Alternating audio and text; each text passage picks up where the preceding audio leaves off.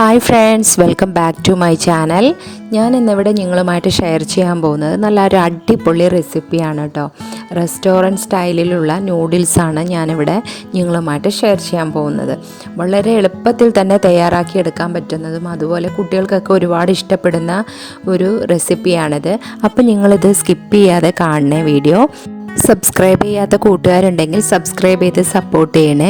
അതുപോലെ ലൈക്കും ഷെയറും ചെയ്യാനൊന്നും ആരും മറക്കരുത് കേട്ടോ. അപ്പോൾ നമുക്ക് പെട്ടെന്ന് തന്നെ വീഡിയോയിലോട്ട് പോവാം.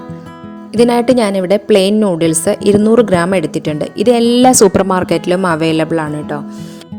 ഇനി ഇവിടെ ഞാനൊരു 1.5 ലിറ്റർ വെള്ളം എടുത്തിട്ടുണ്ട്. അതൊന്ന് ചൂടായി വരുമ്പോൾ അതിലേക്ക് ഒരു 1.5 ടേബിൾ സ്പൂൺ അളവിൽ ഉപ്പും അതുപോലെ കുറച്ച് 1 ടേബിൾ സ്പൂൺ അളവിൽ ഓയിലും, റീഫൈൻഡ് ഓയിലാണ് ഒഴിച്ചു കൊടുക്കുന്നത്. അതും ഒഴിച്ചു കൊടുത്ത് വെള്ളം നല്ലോണം വെട്ടിത്തിളയ്ക്കുമ്പോൾ നൂഡിൽസ് നമുക്ക് അതിനകത്തേക്ക് ഇട്ട് കൊടുക്കാം.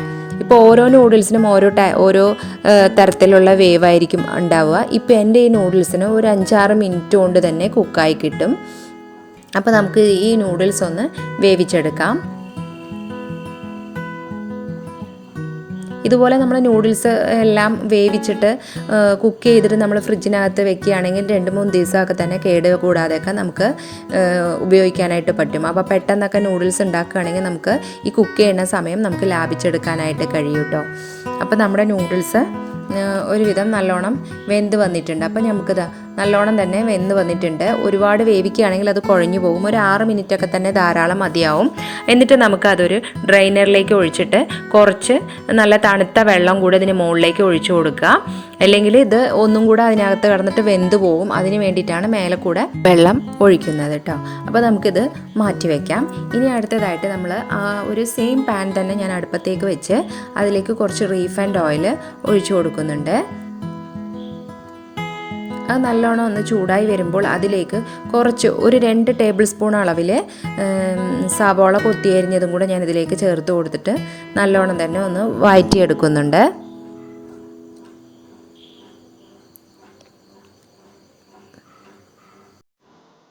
ഒരുപാട് സമയമൊന്നും വഴറ്റേണ്ട ആവശ്യമില്ല, ജസ്റ്റ് ഒന്ന് വഴറ്റിയെടുത്താൽ തന്നെ മതിയാവും. ഇനി നമുക്ക് അടുത്തതായിട്ട് ഇതിൽ കുറച്ച് വെജിറ്റബിൾസ് ചേർക്കാനുണ്ട്. കുറച്ച് ബീൻസ്, അതുപോലെ തന്നെ കുറച്ച് ക്യാബേജ്, ക്യാപ്സിക്കം, ക്യാരറ്റ്, ഇതെല്ലാം കുറച്ച് എടുത്ത് ഒരു 3-4-5 ടേബിൾ സ്പൂൺ അളവിലെടുത്തിട്ട് ഇതെല്ലാം സെയിം ലെവലിൽ നീളത്തിൽ തന്നെ ഞാൻ കട്ട് ചെയ്തിട്ടുണ്ട്. അതും കൂടി ഇതിലേക്ക് ചേർത്ത് കുറച്ച് ഇതിലേക്ക് ഈ വെജിറ്റബിൾസിന് ആവശ്യമുള്ള ഉപ്പും കൂടി ചേർത്തിട്ട് നല്ലോണം ഒന്ന് തന്നെ വഴറ്റിയെടുക്കുന്നുണ്ട്.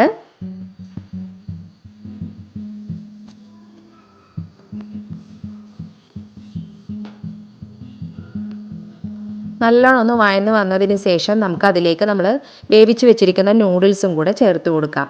അടുത്തതായിട്ട് നമ്മൾ ചേർക്കുന്നത് ഒരു 3 കോഴിമുട്ടനെ കുറച്ച് ഉപ്പും കുറച്ച് കുരുമുളക് പൊടിയും കൂടി ഇട്ട് നല്ലോണം ഒന്ന് ചിക്കി പൊരിച്ചതാണ്. അത് ചിക്കി പൊരിച്ചതും കൂടെ ഇതിനകത്തേക്ക് ചേർത്ത് കൊടുത്തിട്ട് നല്ലോണം തന്നെ നമുക്കതൊന്ന് മിക്സ് ചെയ്തെടുക്കാം കേട്ടോ.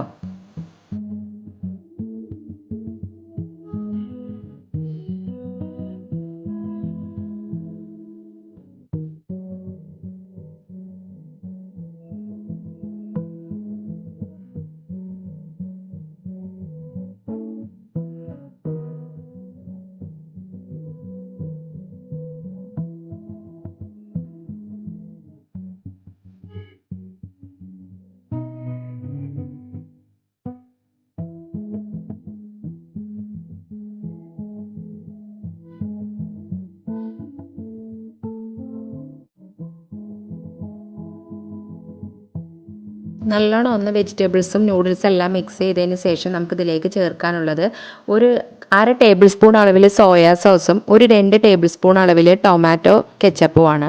അതുപോലെ കുറച്ച് പെപ്പർ പൗഡറും ആവശ്യത്തിനുള്ള ഉപ്പും ചേർത്ത് കൊടുത്തിട്ട് നല്ലോണം ഒന്ന് മിക്സ് ചെയ്യുക. ഞാൻ ആ ഒരു സോയാ സോസും ടൊമാറ്റോ കെച്ചപ്പൊക്കെ ഒഴിക്കുന്നത് വീഡിയോ എടുക്കാൻ വിട്ടുപോയതാണ് കേട്ടോ.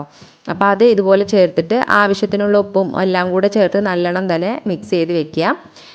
ഹൈ ഫ്ലെയിമിൽ വെച്ചിട്ട് വേണം ഇതൊന്ന് ജസ്റ്റ് മിക്സ് ചെയ്തെടുക്കാൻ. എല്ലാം കൂടി നല്ലോണം ഒന്ന് യോജിപ്പിച്ച് കഴിഞ്ഞാൽ നമുക്ക് ഫ്ലെയിം ഓഫാക്കി കൊടുക്കാം കേട്ടോ. ഇത്രയേ ഉള്ളൂ. വളരെ എളുപ്പത്തിൽ തന്നെ തയ്യാറാക്കി എടുക്കാവുന്നതാണ് റെസ്റ്റോറൻറ്റ് സ്റ്റൈലിലുള്ള നൂഡിൽസ്. അപ്പോൾ നിങ്ങൾ ഇതുപോലെയൊക്കെ ഒന്ന് ട്രൈ ചെയ്ത് നോക്കി നിങ്ങളുടെ ഫീഡ്ബാക്ക് ഒന്ന് കമൻറ്റ് ബോക്സിൽ അറിയിക്കണേ. അപ്പോൾ ഇനി നമുക്ക് നല്ലൊരു റെസിപ്പിയിൽ കാണുന്നത് വരേക്കും ബൈ.